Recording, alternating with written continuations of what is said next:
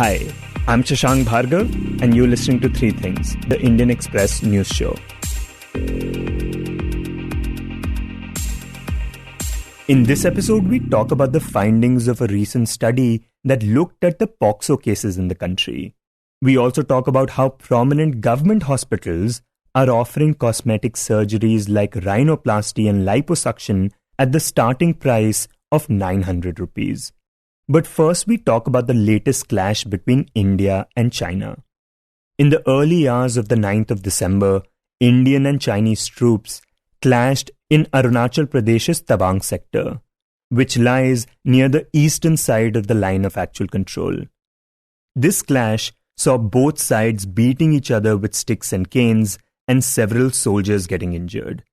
This was also the closest encounter between the two sides since the deadly Galwan clash in June 2020, in which 20 Indian soldiers were killed. Yesterday, Defence Minister Rajnath Singh, in a statement regarding the clash, said that the Indian soldiers bravely stopped the Chinese troops from the incursion, forced them to return to their posts, and that there were no fatalities. Face of में हाथापाई भी हुई और भारतीय सेना ने बहादुरी से पीएलए को हमारी टेरिटरी में अतिक्रमण करने से रोका और उन्हें उनकी पोस्ट पर वापस जाने के लिए मजबूर कर दिया। इस झड़प में दोनों ओर के सैनिकों को कुछ चोटें आई हैं। उपसभापति महोदय, मैं इस सदन को यह बताना चाहता हूं कि हमारे किसी भी सैनिक की न तो मृत्यु हुई है और न ही कोई गंभीर रूप से घायल हुआ। Now, the recent tensions between the two sides have been going on since April 2020, when the Chinese troops transgressed along at least 4 points on the line of actual control in the Ladakh region. And since then, despite several rounds of talks, there has not been any significant disengagement between the troops. In this segment, Indian Express's national editor of Strategic Affairs Nirupama Subramanain joins us to talk about the clash. So Nirupama, could you begin by talking about where exactly this clash took place? So the clash took place on December 9th in the Tawang sector, which is in Arunachal Pradesh. And as you know, our border or the line of actual control, parts of it are called the line of actual control, and some parts of it are called the McMahon line, which China doesn't accept anyway as the boundary. So the entire 3,500 kilometers of whether that is the LAC or the McMahon line is contested by one or the other side. And in Arunachal Pradesh, of course, China claims the entire state as part of its territory. And Tawang is especially contested in all this because it has 3 points that are agreed upon points of differing perceptions between the two sides. There are 11 such points across the LAC, and in the Tawang sector in Arunachal Pradesh, there are 3 of these. And where the clash took place on December 9th, it's a place called Yangtze. It's on the upper reaches of the Tawang sector.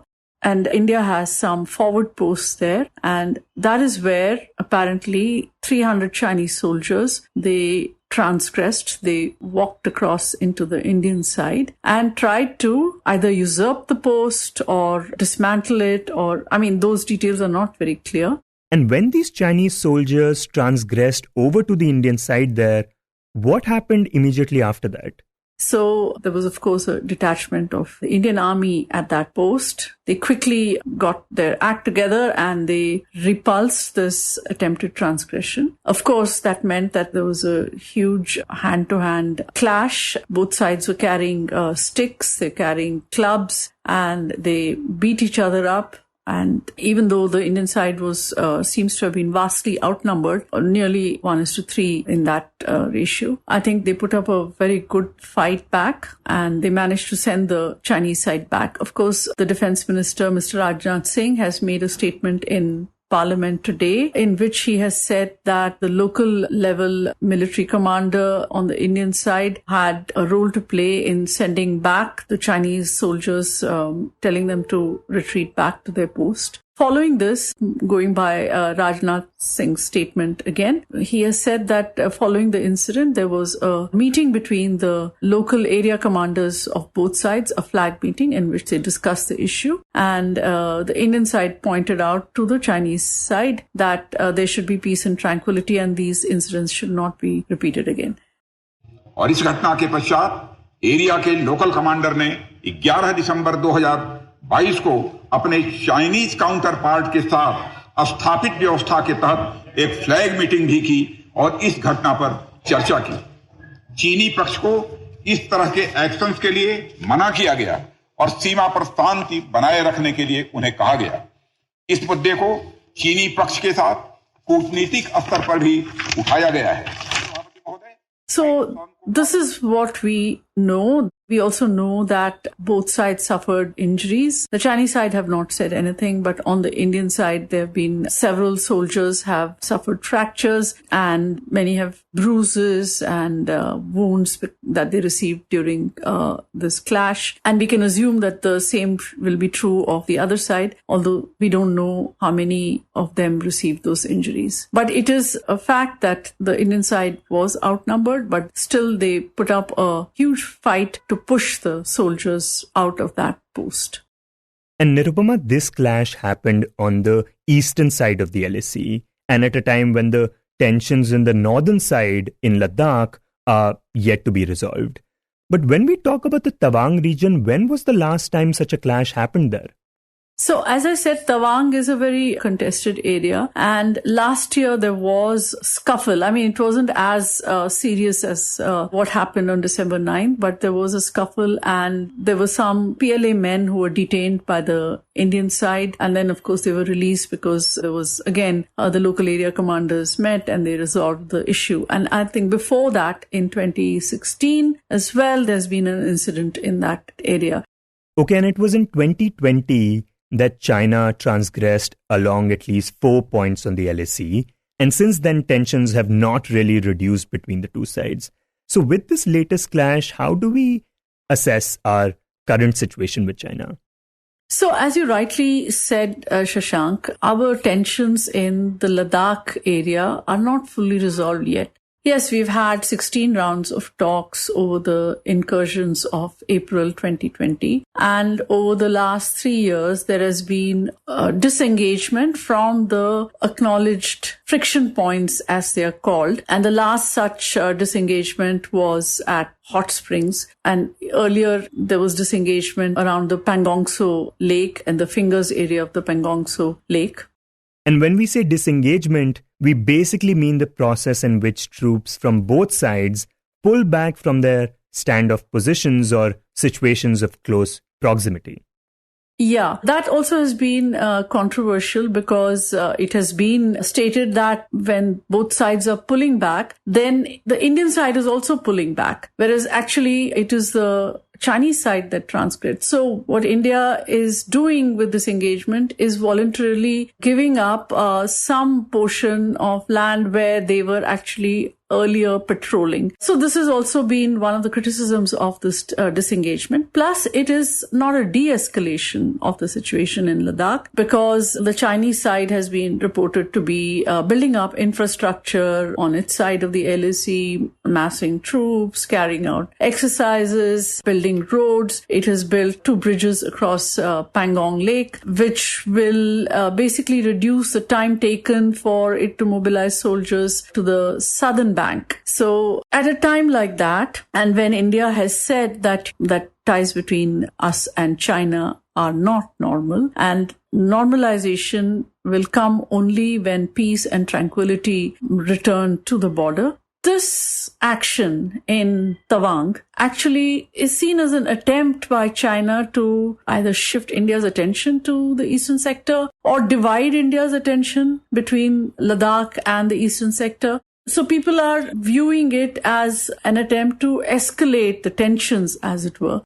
Right. And is there anything about the timing of this clash that stands out to you? Yeah, this incident comes very closely after China expressed objections to a joint military exercise between the US and India at Auli in Uttarakhand. Auli is a mountain ski resort, and it is used by the Indo-Tibetan Border Force. It is used by the Indian Army for various training purposes. And it is about 100 kilometers from the LAC in Uttarakhand. And the Chinese had objected to it, saying that it violates the 1993 and 1996 border agreements. But the Indian side now maintains that those border agreements have actually been torn up, in a sense, by China because of the transgressions in Ladakh. So if you look at it in terms of timing, this action in Tawang by the Chinese comes days after that they raised the objection about Yuddhabhyas. So one cannot say with certainty that there is a causality, but we can note the proximity between the two events. Okay, so you mentioned that there has been very little disengagement and no de-escalation. We've also had 16 rounds of talks, but we are nowhere near the status quo being achieved. And on top of that, there have been new incursions and this recent clash. So at this time, what larger concerns does this raise for India and our troops? See, the LAC was not a hot border until 2020. There were problems. There were differing perceptions about that border all the way, all those 3,500 kilometers from Ladakh to Arunachal Pradesh. But it was not a place for permanent deployment. Now we see that the Indian Army has deployed permanently at Ladakh. There is winter deployment, in the forward areas. Earlier, there were soldiers there, but they were not deployed in the forward areas. So now what has changed is that they're all in the forward area. So it's pretty much like the LOC in a sense. So the line of actual control in Ladakh has virtually turned into an LOC. And even at that time, the army and other military experts anticipated that in order to divide India's attention or take India by surprise, that the Chinese might attempt something in another sector of the LAC, either in the middle sector, which comprises Uttarakhand, or in the eastern sector, which comprises Arunachal Pradesh and Sikkim in those areas. So in terms of military deployment, it is a huge escalation for the Indian Army in terms of how it allocates its resources, because as the army keeps saying, you have a two-front situation. You have Pakistan on the LOC and you have the LAC. And although the LOC is quiet now because of the ceasefire, one doesn't know how things will change, what might happen to change the prevailing peace on the LOC. So this, in terms of all the other geopolitical changes in the world at a time when, there's a war going on in Ukraine due to the Russian invasion of Ukraine, complicates issues for India in the region as well as in its relationships in the wider world.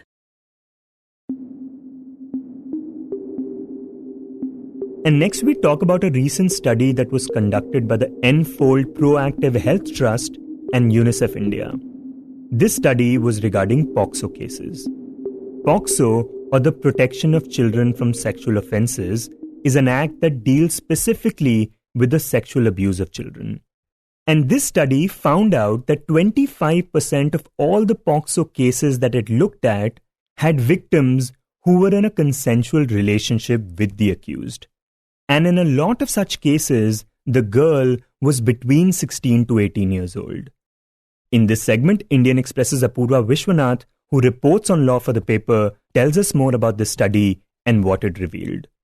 So POCSO, that is the Protection of Children from Sexual Offences Act, it's a special penal legislation that is essentially to protect children from sexual assault, sexual harassment, pornography, and other such sexual offences. So what the study has found is that about 1 in 4 cases that they have studied, and they've studied about 7,000 odd cases across 3 states, Assam, West Bengal, and Maharashtra. And what they have found is that 1 in 4 POCSO cases that have been decided by a court in law are cases where the complainant, that is the minor girl or the minor boy, would have had a admission of consensual relationship with the accused.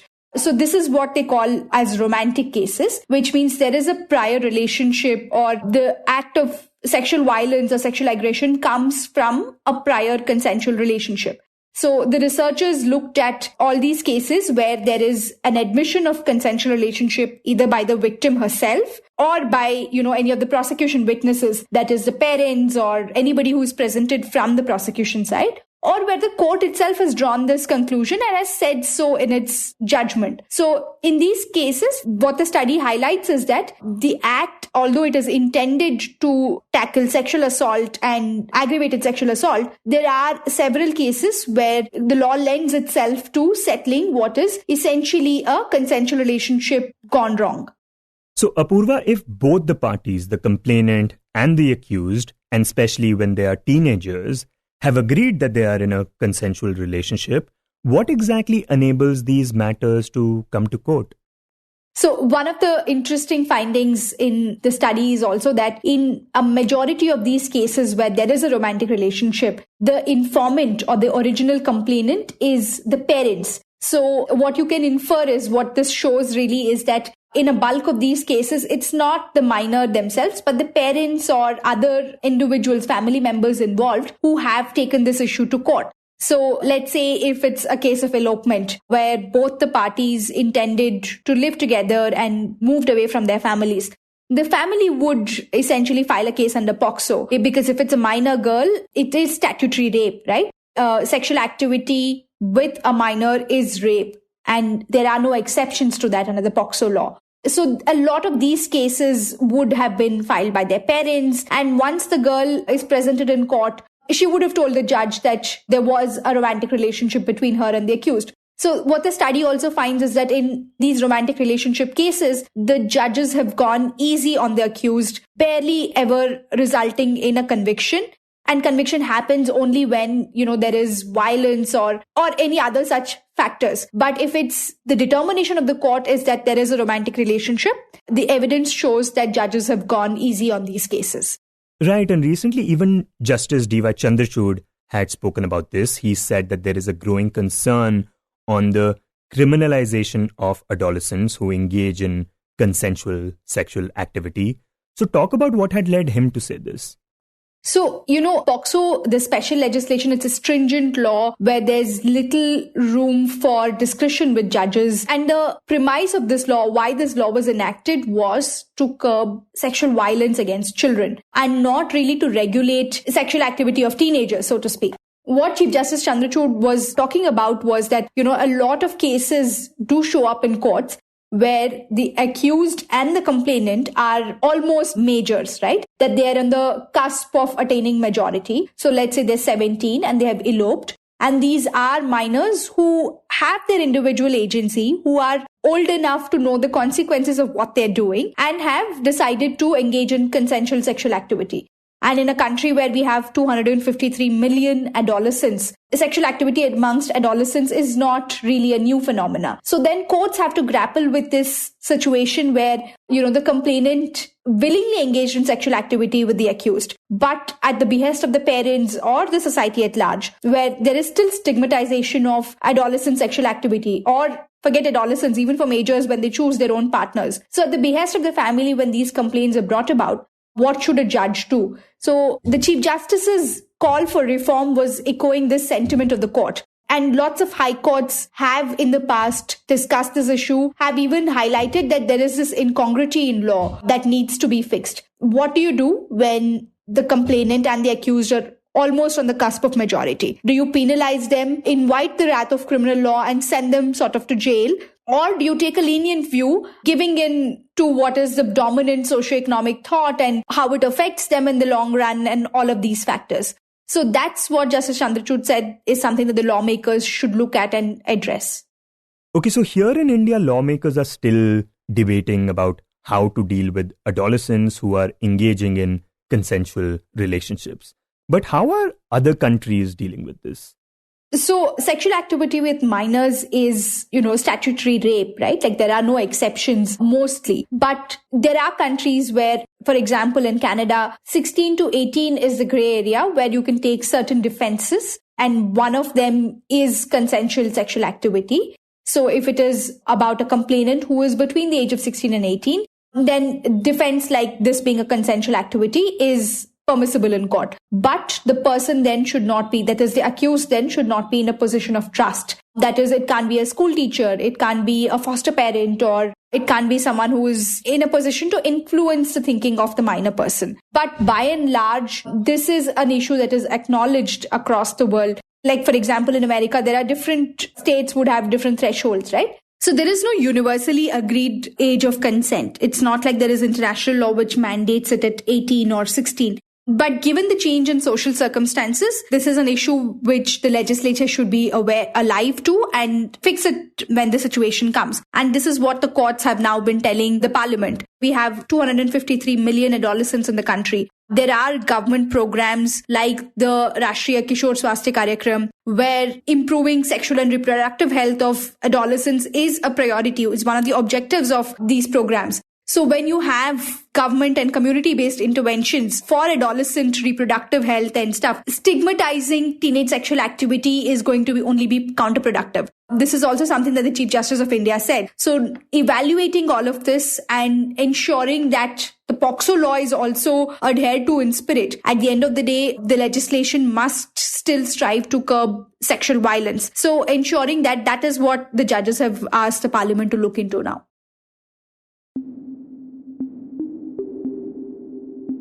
And next we talk about plastic surgeries. Now usually when we think of nose jobs, breast implants, liposuction or penis enlargement, we think that these are expensive procedures that only the rich can afford. But Indian Express's Rupsa Chakraborty recently looked into the records of the state-run hospitals in Mumbai. And she found that this was actually not the case. It seems that for the past few years, people from various economic backgrounds have been opting for such surgeries thanks to the affordable prices available at civic hospitals. Rupsa now joins us on a call to tell us more about this.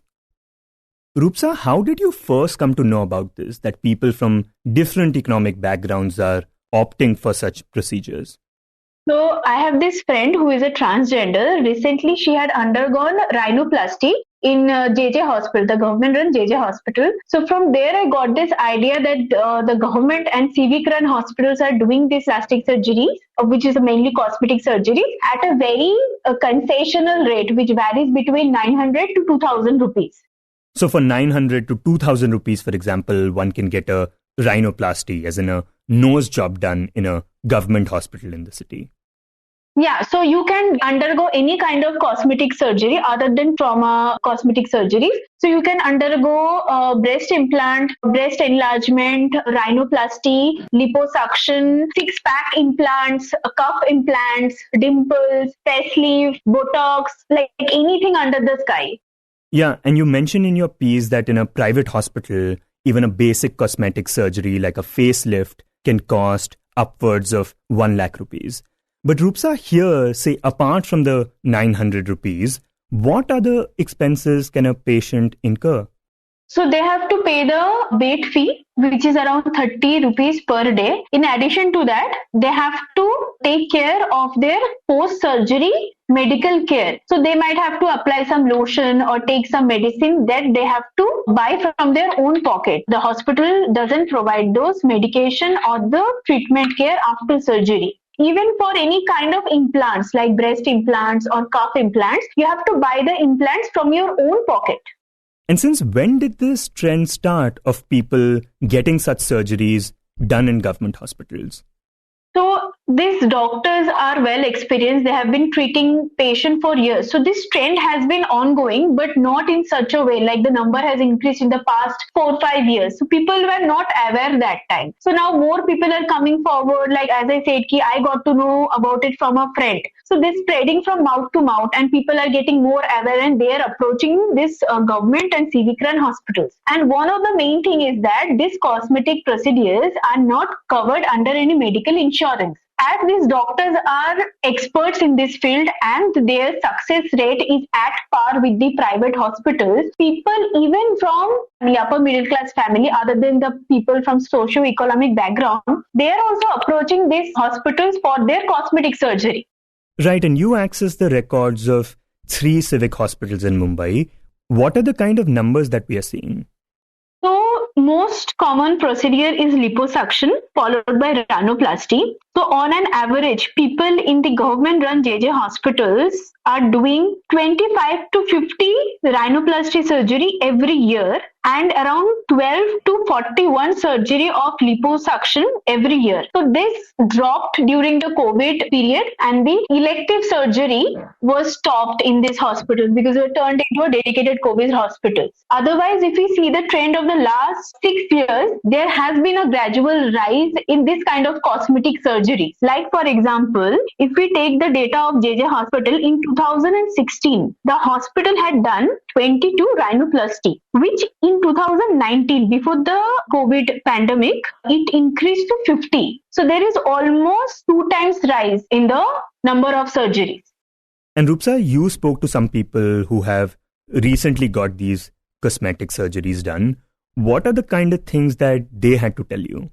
So I spoke to some of the patients. Firstly, they had approached the private hospitals. But as the rate were really high, because suppose for the facelift, if they had undergone the procedure in a private hospital, they would have to spend 1 lakh rupees just for the surgery, and the post-surgery care would have costed them another 1 lakh. So they would have spent 2 lakh rupees. But in the government hospital, as they are getting it as a concessional rate, later they decided of doing the surgeries in this government hospital. And their main thing is that one of the patient told me that if I can become beautiful at a rate of 900 rupees, why shouldn't I opt for it? So as the amount is very less, people who want to undergo cosmetic surgery, they have this option now available.